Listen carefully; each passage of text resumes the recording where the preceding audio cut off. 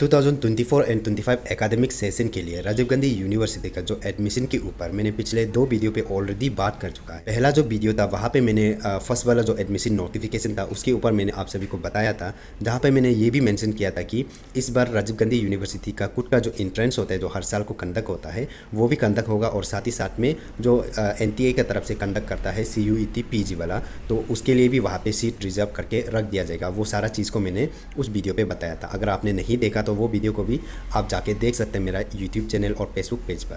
तो आज के इस वीडियो पे मैं आप सभी को ये बताऊंगा कि जो CUET PG वाला जो NTA की तरफ से कंडक्ट किया जाता है उसका आप राजीव गांधी यूनिवर्सिटी में कैसे करके रजिस्टर करना है, वो प्रोसेस को मैं यहाँ पे बताने वाला हूँ। जैसे कि आप मेरा स्क्रीन पे देख सकते हैं, यहाँ पे जो एडमिशन नोटिस करके आया है, ये जो CUET PG जो NTA जो कंडक्ट करता है, ये जो ऑल ओवर इंडिया पे कंडक्ट होता है ये एग्ज़ाम तो ये जो इंसान जो इस एग्ज़ाम को दिया था उनके लिए है ये नोटिस जो खास करके। और जो आरजू सेट के लिए रुक रहे वो भी इस वीडियो को देख सकते हैं, आगे मैं उसे रिलेटेड भी थोड़ा बहुत बताऊंगा, ठीक है। तो ये जो CUET PG जिसने एग्ज़ाम दिया था वो इंसान क्या कर सकता है, अभी रजिस्ट्रेशन वगैरह कर सकता है, ठीक है। तो फॉर्म फिलअप प्रोसेस जो आपका 7 मई से लेकर के 23 मई 2024 तक आपका फॉर्म फिलअप प्रोसेस जो चलेगा, ठीक है। ये जो क्या है, किसके लिए बोल रहे थे, जो इंसान CUET PG एग्ज़ाम, ठीक है, CUET PG जो NTA का तरफ से कंडक्ट करता है उस एग्ज़ाम को दिया था उनके लिए ये डेडलाइन जो है, ठीक है। तो आरजू सेट वाला के लिए अलग होगा। तो ये जो डेडलाइन जो 7 मई से लेके 23 मई 2024 तक, और पेमेंट उसको 200 रुपीज़ करके पे करना होगा, क्योंकि CUET PG का जो फॉर्म भरते टाइम को ऑलरेडी उसमें इतना पे करता है, इसलिए यहाँ पे फिर आरजू को अलग से यहाँ पे 200 समथिंग पे करना होगा। और उसका लिंक भी यहाँ पे दिया गया है admissions.rgu.ac.in, तो वहाँ पे आप जाने से मिल जाएगा। तो मैं अभी दिखाऊँगा कि आप कैसे करके जाना है, ठीक है। तो जैसे कि आपको सबसे फर्स्ट तो कोई भी ब्राउज़र ओपन कर लेना है, तो मैं रिकमेंड करूँगा कि आप क्रोम ब्राउज़र को यूज़ करो, गूगल क्रोम ब्राउज़र, ठीक है। वो ज़्यादा आपका क्या है कि सिक्योर्ड रहता है, सिक्योर्ड वाला ब्राउज़र उसको कंसीडर किया जाता है।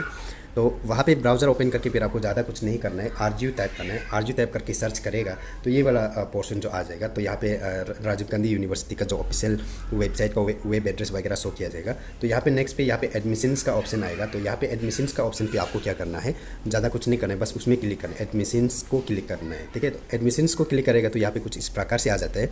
जब हम राजीव गांधी यूनिवर्सिटी का कॉमन एंट्रेंस टेस्ट का पिछले कई साल से जब से ये सिस्टम जो चल रहा है, जब से एंट्रेंस सिस्टम चल रहा है, तो यहीं पे आके यहीं पे हम जो रजिस्ट्रेशन वगैरह फॉर्म फिलअप वगैरह करता था, ठीक है।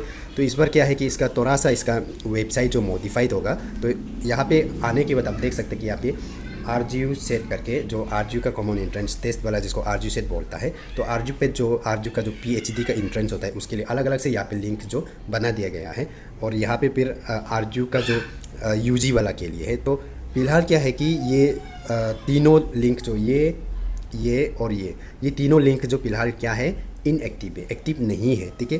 तो एक्टिव नहीं है फिलहाल के लिए। एक्टिव वाला क्या है, ये वाला जो NTA का तरफ से जो CUET PG एग्ज़ाम कंडक्ट किया था, जिन्होंने उस एग्ज़ाम को दिया था उसके लिए ये चीज़ को एक्टिव कर दिया गया है। ये अभी एक्टिव है, तो ये चल रहा है, अभी लाइव है। तो अभी क्या है कि आप जो इंसान CUET PG वाला एग्ज़ाम को दिया था वो यहाँ पे मतलब जाके रजिस्टर कर सकता है, और जो उसको नहीं दिया था वो कृपया करके ये वाला लिंक जो एक्टिव होने तक रुकना पड़ेगा, ठीक है। तो आरजू के अंदर फिर कुछ UG प्रोग्राम वगैरह है, तो उसमें आप एडमिशन लेने के लिए भी फिर आपको CUET UG वाला एग्ज़ाम देना होगा, जिसका अभी तक एग्ज़ाम नहीं हुआ है। तो जब उसका एग्ज़ाम होके रिजल्ट वगैरह आने के बाद ये जो एक्टिव होगा तब, ठीक है।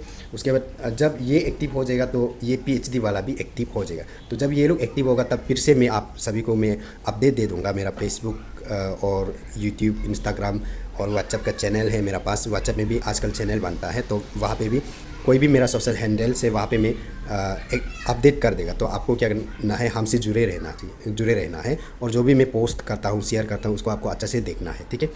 तो अभी क्या करना है कि ये वाला तो फिलहाल के लिए एक्टिव नहीं है, तो ये वाला एक्टिव है। तो जो इंसान CUET PG एग्ज़ाम दिया था, यहाँ पे कहीं भी अगर आप क्लिक करेगा तो ये जो आपको नेक्स्ट अलग एक पेज में रिडायरेक्ट कर दिया जाएगा। ये जो आपका जो समर्थ पेज है, समर्थ पोर्टल है, ठीक है। तो समर्थ पोर्टल में आपको यहाँ पे रिडायरेक्ट कर दिया जाता है। तो यहाँ पे आपको क्या करना है, यहाँ पे ज़्यादा कुछ नहीं करना है, यहाँ पे न्यू रजिस्ट्रेशन का ऑप्शन होगा। तो न्यू रजिस्ट्रेशन का ऑप्शन पे आपको क्लिक करना है। तो जैसे ही आप न्यू रजिस्ट्रेशन का ऑप्शन पे क्लिक करेगा तो यहाँ पे कुछ इस प्रकार से आ जाता है। तो आपने CUET एग्ज़ाम दिया है, तो CUET एग्ज़ाम दिया है तो उसमें आपको एक CUET जब फॉर्म भरते टाइम को एक एप्लीकेशन नंबर इशू किया जाता है, जिस एप्लीकेशन नंबर को यहाँ पे आपको इंटर करना होता है। फिर आपका जो डेट ऑफ बर्थ है वो डेट, माउंट एंड ईयर्स को अच्छे से सिलेक्ट करके जो कैप्चा है उसको यहाँ फिल करना है। तो यहाँ नीचे में आपको एक रजिस्टर का ऑप्शन मिलेगा, तो वहाँ पे रजिस्टर पे क्लिक कर देना है। तो जैसे ही आप रजिस्टर पे क्लिक करेगा तो आपका ईमेल आईडी और मोबाइल नंबर जो आपका CUET PG वाला जब आप फॉर्म भरते टाइम को दिया था वो वाला ईमेल आईडी और मोबाइल नंबर पे एक OTP चला जाता है, जिस OTP को आपको यहाँ पे इंटर करना होता है और यहाँ पे एक नया पासवर्ड आपको बनाना है। जो भी पासवर्ड आप अपना नाम से बना सकते हैं और मिनिमम 6 डिजिट होना है ऐसे। तो जो भी पासवर्ड यहाँ पे आप एक टाइप करोगे वही सेम चीज़ कंफर्म के लिए यहाँ पे टाइप करेगा और यहाँ पे जो कैप्चा शो हो रहा है उस कैप्चा को यहाँ फिल करके फिर आपको सबमिट OTP पे क्लिक करना है। ठीक है, तो सबमिट OTP पे क्लिक करेगा तो आपका यहाँ पे कुछ इस प्रकार से आपको रिडायरेक्ट कर दिया जाएगा, आपका OTP वेरीफाइड सक्सेसफुल हो जाएगा। फिर यहाँ पे लॉगिन करने का पेज पे आपको लेके आ जाएगा। फिर लॉगिन करने का पेज में यहाँ पे आपका जो एप्लीकेशन ID है या एप्लीकेशन नंबर है उसको डाल के अभी जो हमने पासवर्ड बनाया था जिस पासवर्ड को यहाँ पे इंटर करना है, फिर कैप्चा को हम नीचे फिल करके फिर यहाँ नीचे पे लॉगिन का ऑप्शन है, तो लॉगिन का ऑप्शन पे हम क्लिक करेगा तो ये जो लॉगिन हो जाता है। तो जब लॉगिन हो जाता है कुछ इस प्रकार से यहाँ पे आपका लॉगिन हो जाता है, तो यहाँ पे कुछ प्रोसेस आपको करना होगा। आपका जब ये रजिस्ट्रेशन अभी आपका यहाँ तक आपका रजिस्ट्रेशन जो कंप्लीट हो जाता है, ठीक है, तो यहाँ से फिर क्या है कि आपका जो फॉर्म फिलअप प्रोसेस जो है कि शुरू हो जाता है। तो फॉर्म फिलअप प्रोसेस को आप फिर से करने के लिए आपको यहाँ पे क्या करना है कि कंप्लीट योर प्रोफाइल का जगह पे आप क्लिक करके आप फिर आपका जो फर्दर जो फॉर्म फिलअप प्रोसेस है वो आप यहाँ से जाके मतलब कंप्लीट कर सकता है। ठीक है, तो इधर तक करने के बाद आप जो लॉग आउट करेगा बोलने से यहाँ पे आपका नाम वगैरह शो होगा, यहाँ पे क्लिक करके लॉग आउट का ऑप्शन होगा तो आप लॉग आउट कर सकते हैं। तो आपको अगर बाद में फॉर्म को फिल करना है बोलने से तो आप रजिस्टर करके आप ऐसे छोड़ सकते हैं। तो नेक्स्ट टाइम जब आएगा तो फिर आप डायरेक्ट लॉगिन पे जाके फिर आप क्या करना पड़ेगा, आपका जो CUET वाला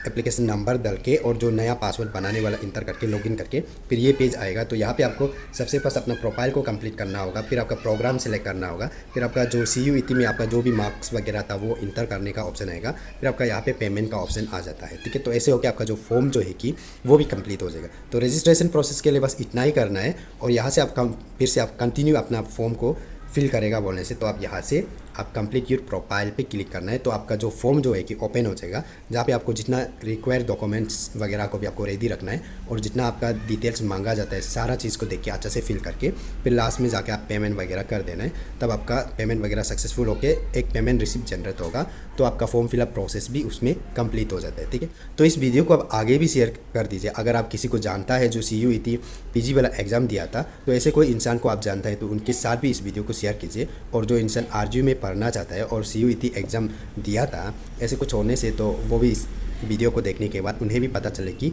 अभी उसका CUET PG जिन्होंने NTA का एग्ज़ाम कंडक्ट करने वाला को दिया था वो RGU के लिए अभी फॉर्म जो है कि शुरू हो गया है। तो उसका डेडलाइन मैंने ऑलरेडी आप सभी को बता दिया है कि उसका डेडलाइन जो है कि आपका 7 मई से लेकर के 23 मई 2024 इस टाइम पीरियड में आपका जो रजिस्ट्रेशन और फॉर्म फिलअप पूरा कंप्लीट होना है।